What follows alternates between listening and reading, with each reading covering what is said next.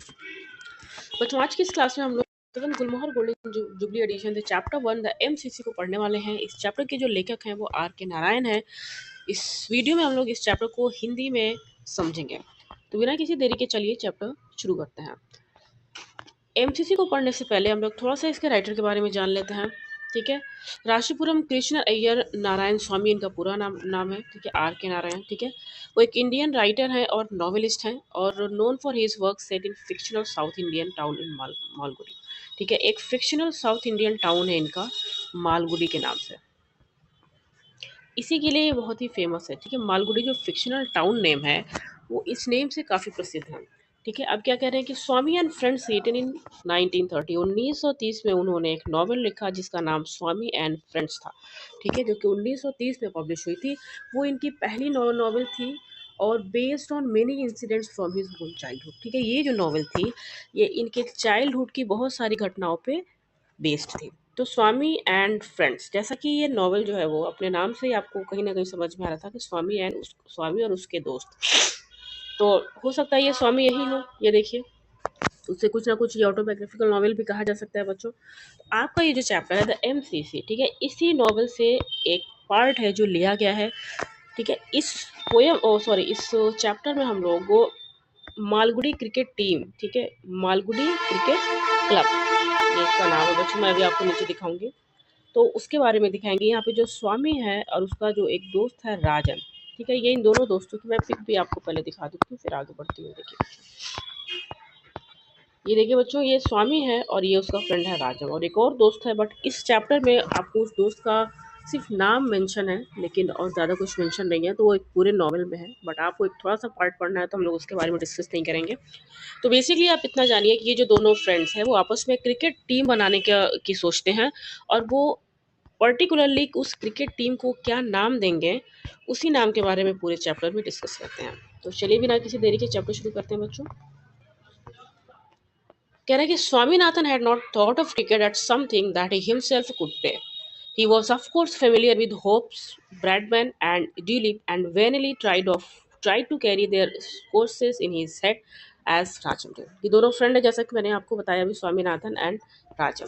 तो सबसे पहले तो मैं जो ये जो क्रिकेटर्स के नेम हैं, ये देखिए होप्स, ब्रैडमैन एंड ड्यूलिप। अब ये देखिए ये जैक होप्स हैं जो इंग्लिश क्रिकेटर हैं, सर डोनाल्ड ब्रैडमैन हैं वो ऑस्ट्रेलियन क्रिकेटर हैं और वैसे जो तीसरे क्रिकेटर हैं वो Indian who played for English और क्रिकेट टीम। ये तीनों ही प्रसिद्ध फेमस क्रिकेटर हैं। अब स्वामीनाथन क्या बोल रहा है कि उसको कभी ये आइडिया ही नहीं था कि वो कभी thought of cricket at something that he himself could play, कि वो कभी अपने लिए क्रिकेट खेलना जैसा कुछ सोच भी सकता था। He was of course familiar with, हालांकि वो होप्स, ब्रैडमैन एंड डुलीप के इन सारे क्रिकेटर्स जो हैं उन सब से परिचित था और जैसा कि उनके स्कोर्स राजन को याद थे वो इन सारी चीज़ों से परिचित था। बट वो ऐसा सोच भी नहीं सकता था कि वो क्रिकेट के लिए क्रिकेट खेलेगा, वो अपने लिए कुछ ऐसा सोचा। ठीक है, he filtered pictures of cricket players as Razam did and pasted on them in an album. Though he secretly did not very much care for those pictures, there was something monotonous about them. हालांकि जो राजम है वो इन cricketers की pictures जो है वो एक album पे पोस्ट करता रहता है, पेस्ट मतलब चिपकाता रहता है, उसको देखता रहता है। तो ये क्या कह रहा है कि ही फ्लिचेड, फ्लिचेड का मतलब बच्चों क्या होता है देखिए, फिल्चर्ड, फिल्चर्ड का मतलब देखिए होता है stole something of little value. ठीक है, कहीं से लेकर कहीं पे पेस्ट कर देना। ठीक है, तो वो क्या करता है कि उन पिक्चर्स को लेके क्या करता है एक एल्बम पे पेस्ट तो करता है। ठीक है, he secretly did not very, but उन पिक्चर्स के लिए वो बहुत ज़्यादा केयरफुल नहीं है और उसे क्या लगता है कि ये बहुत ज़्यादा मोनोटोनस वर्क है। ठीक है, उसके लिए he sometimes thought that the same picture was pasted in every page. कभी कभी तो उसको ऐसा लगता है कि एक ही पिक्चर हर पेज पे पेस्ट है। तो कहने का मतलब यह है कि उसको बहुत ज़्यादा कुछ इंटरेस्ट नहीं है क्रिकेट में कि वो अपने लिए ऐसा सोचे कि मुझे भी कभी क्रिकेट खेलना पड़ सकता है। बट क्योंकि अब वो एक क्रिकेट टीम बनाने की सोच रहे हैं तो ज़्यादा से ज़्यादा टाइम वो क्रिकेट के बारे में ही सोच रहे हैं। देखिए फिर दूसरे पैराग्राफ में क्या है, no Rajam I did not think I can play, I did not know how to play. अब वो राजन से कहता है कि नहीं नहीं राजन, मुझे नहीं लगता कि मैं क्रिकेट खेल पाऊंगा और मुझे पता भी नहीं है कि क्रिकेट कैसे खेला जाता है। That is what everybody thinks at Rajam, I do not know how myself, तो how myself though I collect pictures and scores, ठीक है। मुझे लगता है वो राजम क्या जवाब देता है कि that is what everybody think, ऐसा तो सभी सोचते हैं। मुझे खुद भी नहीं पता था कि मैं कभी खेल सकता हूँ। और क्या, हालांकि मुझे ये पता था कि मैं जिसके वो जो पिक्चर्स जो कलेक्ट करता हूँ और उनके जो मार्क्स जो है वो पॉइंट जो है वो स्कोर्स करता हूँ, मुझे भी तो ये सारी चीज़ें पता नहीं था। तुम ऐसी बातें मत करो। This is very pleasing to hear. Probably Hobo was too shy and spectacle before he took the bat and swung it. कहते हैं कि हो सकता हो, ऐसा भी हो कि जो बहुत फेमस क्रिकेटर होबो है वो भी शुरुआत में जब उसने बैट उठाया होगा और उसको घुमाया होगा, तो शायद वो भी इस तरीके की जो बातें हैं वो सोचता होगा। We can challenge a lot of team, including our school 11. They think they can't be beaten, said Swaminathan. अब स्वामीनाथन कहता है कि we can challenge a lot of team, ठीक है, हम बहुत सारे टीम्स को क्या कर सकते हैं, चैलेंज कर सकते हैं, इंक्लूडिंग आवर स्कूल 11, ठीक है, हमारा जो स्कूल 11 का जो टीम है हम उससे भी चैलेंज कर सकते हैं। स्कूल 11 को ऐसा लगता है कि उनको कोई हरा ही नहीं सकता। What? The board school mux thinks that we shall thrash them, oh yes. अब राजम कहता है कि ये जो स्कूल है वो ऐसा फालतू का सोचता है, ऐसा कुछ भी नहीं है, हम तो उनको हरा ही देंगे, हरा ही सकते हैं, उनको पूरी तरह से नष्ट कर सकते हैं। What shall we call it, फिर वो कहता है कि हम अपनी टीम का नाम क्या रखेंगे। Don't know, it is MCC, said Rajan. कहता तुम्हें नहीं पता ये एमसीसी है, that's so boss team isn't it, they may drag us before a coach if you will take their name. तो वो कहता है कि नहीं, ये तो होबो की टीम का नाम है एमसीसी, अगर हमने उनका नाम चुराया तो वो हमें कोर्ट तक घसीट सकते हैं। Who says that, if we get into any trouble we shall declare before the जज that MCC stand for Malgudi Cricket Club, ठीक है। तब वो कहता है कि कौन कहता है ऐसा, अगर हमको कोई प्रॉब्लम होगी, कोई डिफिकल्टीज होगी, तो हम लोग जज के सामने बोलेंगे एमसीसी जो है वो होबो की टीम नहीं है, ये तो हमारे मालगुडी क्रिकेट टीम के मालगुडी के प्लेस पे रखा गया है, ठीक है। Swaminathan was a little disappointed. Though as MCC it sounded imposing, the name was really a bit tame. अब इम्पोजिंग का मतलब क्या है, तो बिग और important and knew that people admire, ठीक है। वो थोड़ा सा डिसअपॉइंटमेंट होता है और बोलता है कि हालांकि ये जो थोड़ा सा इम्पोजिंग लगता है और the name was really a bit tame, ये थोड़ा सा नेम कैसा लगता है कि बहुत ज़्यादा एक्साइटिंग और इंटरेस्टिंग नेम उसको नहीं लगता है, इसलिए वो थोड़ा सा डिसअपॉइंटेड होता है। I think we had better try some other name Rajam. तो राजम क्या कहता है कि ठीक है, हमें कुछ और अच्छा ट्राई करना चाहिए। What would you suggest? Well, I am for Friends 11. Friends 11? Oh, jumping stars, said Swaminathan. अब वो कहता है कि ठीक है, तुम्हारी क्या राय है, तुम क्या सजेस्ट करते हो। उसका फ्रेंड बोलता है कि ठीक है, मैं तो फ्रेंड्स 11 सजेस्ट करता हूँ। कहता फ्रेंड्स 11, ओ इससे ओ, और जंपिंग स्टार, कहता फ्रेंड्स 11 या जंपिंग स्टार, ये दोनों ही नाम जो है वो स्वामीनाथन उसको सजेस्ट करता है। Oh that is not bad, not bad, you know, ठीक है ये भी अच्छा है, ये खराब नाम नहीं है हमारे क्रिकेट क्लब के लिए। कहता I do think it would be glorious to call ourselves jumping star. कहता है ठीक है, ये तो बहुत ही अच्छा होगा अगर हम अपने आप के अपने टीम को जंपिंग स्टार टीम के नाम से बुलाएंगे।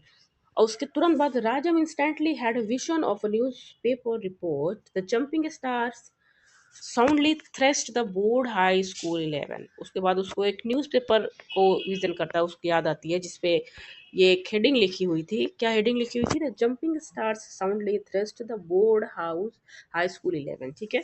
तो वो क्या कहता है, it is a beauty, I think he cried move two by this vision, ठीक है। वो इससे बहुत ही क्या कहता है, बहुत ही संतुष्ट होता है और कहता है कि ठीक है ये तो बहुत ही अच्छा है।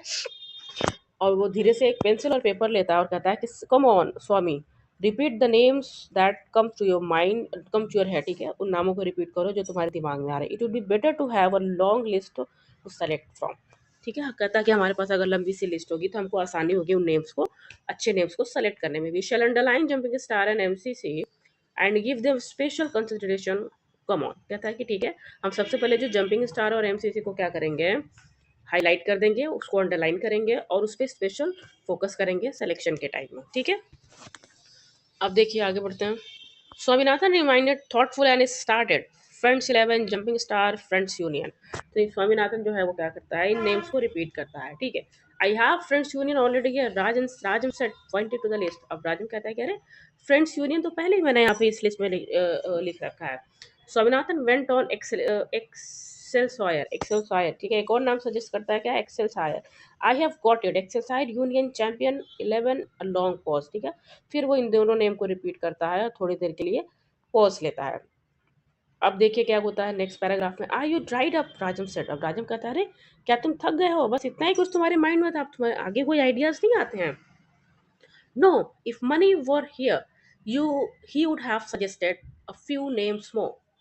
चैंपियन 11, क्या अपने तीसरे दोस्त को याद करता है, मनी को, और कहता है कि अगर मनी यहाँ पे होता तो वो कुछ और नेम्स को हमें सजेस्ट करता है। चैंपियन 11 इतना करके वो चैंपियन 11 वापस बोलता है, you have just said it, victory union 11। ठीक है, अब वो एक और नाम विक्ट्री यूनियन 11 को सजेस्ट करता है, that is very good, I think it is very very good, people would be afraid of us. कहता है कि अरे ये तो बहुत अच्छा है, इस नाम को अगर हम लोग रखते हैं तो लोग हमसे डरेंगे भी। He held the list before him and read the names with great satisfaction. ठीक है, वो लिस्ट पकड़ता है, उसके सामने उन सारे नेम्स को अच्छे से पढ़ता है और अपने ग्रेट सेटिस्फेक्शन के मतलब सेटिस्फेक्शन के साथ कि, क्योंकि ताकि उसके पास अब कुछ अच्छे नेम्स आ गए हैं। अब देखिए, he had struggle hard on previous night to get a few names. ठीक है, लास्ट की जो नाइट थी उसने बहुत ही प्रॉब्लम से वो रात काटी थी, क्योंकि उसके पास कुछ स्पेशल नेम्स नहीं थे। ठीक है, but only friends union and accessories kept coming till he felt फैटिक। सिर्फ ये जो जो नेम थे वही उसके दिमाग में बार बार आ रहे थे और वो यही सोचते सोचते काफी थक भी गया। But what a lot of name Swaminathan was able to reel off. ठीक है, कहते हैं अब यहाँ तो बहुत सारे नेम हैं जो स्वामीनाथन जो है वो हमें शो कर रहा। आगे बढ़ते हैं। Can you meet tomorrow evening Swami, I shall get Mani down, let us select name. कहता है क्या तुम कल शाम को मिल सकते हो, मैं मनी को भी लेकर आता हूँ और नेम सेलेक्ट करेंगे, after a while name select हम लोग कर लेंगे। ठीक है, after a while Swami Swaminathan asked, look here, do you think we shall have to pay tax or something to the government when we start the team? The government seems to tax everything in this world.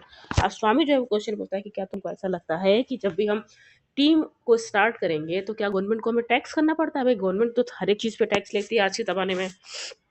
फिर क्या कहता है कि my father पे about 500, but nearly 200 was over is demanded by the government anyway, what makes you think that we shall have to pay? कहता है कि मेरे जो बाबा हैं वो 500 रुपये कमाते हैं जिसमें से 200 तो गवर्नमेंट को ही पे हो जाता है। चलो छोड़ो और ये बताओ कि तुम्हें क्या लगता है कि हमें कितना पे करना पड़ेगा। अब वो क्या बोलता है कि I mean if you don't pay tax the government may not recognise our team or its name and 100 other teams may take the same name, it might lead to our sorts of complications। कहता है कि अगर हम government को पे नहीं करेंगे तो टैक्स पे नहीं करेंगे तो गवर्नमेंट जो है हमारी टीम को मान्यता नहीं देगी, हमारी टीम को रिकॉग्नाइज नहीं करेगी और हमारे टीम का जो नाम है वैसे बहुत सारी टीम के नेम हो जाएंगे और ये ज़्यादा से ज़्यादा कॉम्प्लिकेशंस को बढ़ावा देगी। Suppose we have two names, ask Rajan. अब राजन कहता है कि तुम सपोज करो कि हमारी जो टीम है उसके दो नाम हो सकते हैं, इट इज़ नॉट डन, नहीं ऐसा तो नहीं है। I know lot of teams have two names. कहता है मुझे याद है कि बहुत सारे ऐसे टीम है जिसके दो नाम होते हैं। When I was in Bishop Wallace, we had a cricket team that we called। कह रहे हैं कि जब मैं बिशप कॉलेज स्कूल में था तो हमारे जो क्रिकेट टीम थी वो वहाँ पे वैसा ही था, उसके दो नेम्स थे। I don't remember the name ना, मुझे वो नेम्स अभी याद नहीं है। I think we called it cricket 11 and Wallers cricket team. मुझे याद है कि शायद उसको क्या होता था, क्रिकेट 11 और वॉलर क्रिकेट 11 और वेलर्स क्रिकेट 11, ये दो नाम से जाना जाती है। You see one one name is for ordinary use and the other is for matches. ठीक है, एक नाम जो है वो ऑर्डिनरी यूज के लिए और जो दूसरा नाम है वो मैचेस के लिए यूज करते हैं। It is very well for a rich team like you Wallner but suppose the government demands to taxes. ठीक है, कहता है कि ठीक है ये बहुत अच्छी बात है कि तुम्हारे जो बड़े वेलर्स जैसे जो स्कूल्स हैं उनके लिए तो ये ठीक है, बट अगर हमारे पास तो एक ही टीम का कुछ हला वाला नहीं, अगर हम दो नेम्स रखते हैं तो हमें दोबारा मे बी हमको गवर्नमेंट को दो बार टैक्स पे करना हो। Rajam realized at this point that the starting of a cricket team was the most complicated problem, but he had simply expected to gather a dozen fellows on the Maidan next to his compound and play and challenge the world. But here were endless trouble starting with the name that must be unique, government taxes and so on। अब राजम जो है वो यहाँ पे realise करता है कि उसे ऐसा लगता था कि मतलब वो रियलाइज करता है कि क्रिकेट टीम बनाना तो दुनिया का बहुत बड़ा बहुत ही मुश्किल काम है इस पृथ्वी पे। ठीक है, उसने उसने ऐसा सोचा था कि क्रिकेट टीम बनाने के लिए सबसे पहले क्या होगा, मैं कुछ लोगों को इकट्ठा करूंगा। ठीक है, मैदान में जाऊंगा। ठीक है, अपना कंपाउंड लूँगा और उस मतलब खेल शुरू हो जाएगा और लोगों को चैलेंज करूँगा। बट यहाँ तो ऐसा नहीं है, एक के बाद एक प्रॉब्लम, एक के बाद कभी गवर्नमेंट एक्सेस, कभी अच्छा नाम और बहुत सारे ऐसे ही। The government did not seem to know where it ought to be interfere और वेयर नॉट। कह रहे हैं गवर्नमेंट को तो खुद ही नहीं पता है कि किधर उसको हस्तक्षेप करना चाहिए और किधर नहीं हस्तक्षेप करना चाहिए। अब क्रिकेट टीम में भी वो हस्तक्षेप कर रही है एज अ टैक्स, ठीक है। He had momentary sympathy for Gandhi but no wonder he was dead against the government. कह रहे हैं कि गवर्नमेंट को तो सिर्फ है, वो गांधी जी के लिए वो थोड़ा सा सिंपैथी लेकर बोलता है कि हाँ देखिए, गवर्नमेंट जो है वो गांधी को तो सिर्फ मोमेंटरी सिंपैथी करती थी, उसको तो फर्क ही नहीं पड़ता, गवर्नमेंट को तो फर्क ही नहीं पड़ता कि वो गवर्नमेंट के अगेंस्ट ही मर मर गए, मतलब उनकी जो डेथ हुई वो गवर्नमेंट के अगेंस्ट, यहाँ पे वो थोड़ा सा गांधी जी के पक्ष में बोलता है।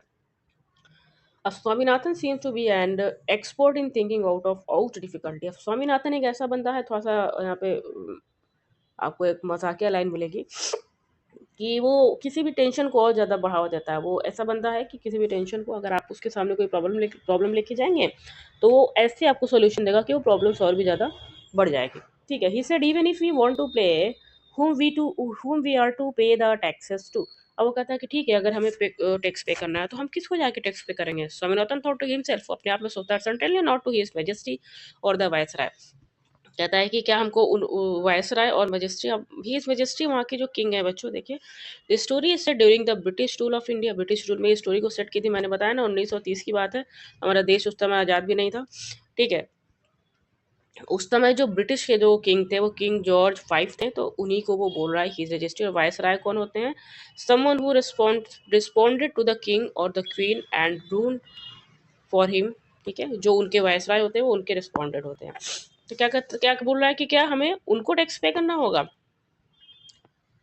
What if somebody should take the money and defrauded का मतलब होता है टू टेक और कीप समथिंग इलीगली, या कोई ऐसे हमसे पैसा ले ले और इलीगली जो है वो टैक्स को पे कर दे। Them somebody pretending to be the government, ठीक है, मतलब कि कुछ ऐसा फ्रॉडिया हो जाए कि हमसे पैसा भी ले ले और ये बोले कि हम गवर्नमेंट को टैक्स पे कर देंगे। हो सकता है कि हम हमें किसको पे करना होगा, probably they would have to send the taxes by money order to the government. फिर वो सोचता है कि क्या हमें जो टैक्स है वो मनी ऑर्डर कर देना चाहिए गवर्नमेंट को। वेल दैट माइट बी ट्रेशन, ठीक है। ये तो एक बड़ा क्या होगा, ट्रेशन का मतलब देखिए, the crime of showing no loyalty, ये तो गद्दारी होगी देश के साथ। And then what was amount to be paid, फिर वो पूछता है कि कितना अमाउंट हमें पेड करना होगा। तो ये स्टोरी जो थी अभी हिंदी में मैंने आपको बताई, इसका क्वेश्चन आंसर मेरे चैनल पे ऑलरेडी अपलोड है बच्चों। क्वेश्चन आंसर और एक एक्सरसाइजेस के सारे सोल्यूशन आपको मेरे चैनल पे प्लेलिस्ट में मिल जाएंगे। तो आई होप कि स्टोरी आपको पसंद आई होगी। मिलते हैं नेक्स्ट वीडियो में। Till that time student, thank you so much and have a nice day.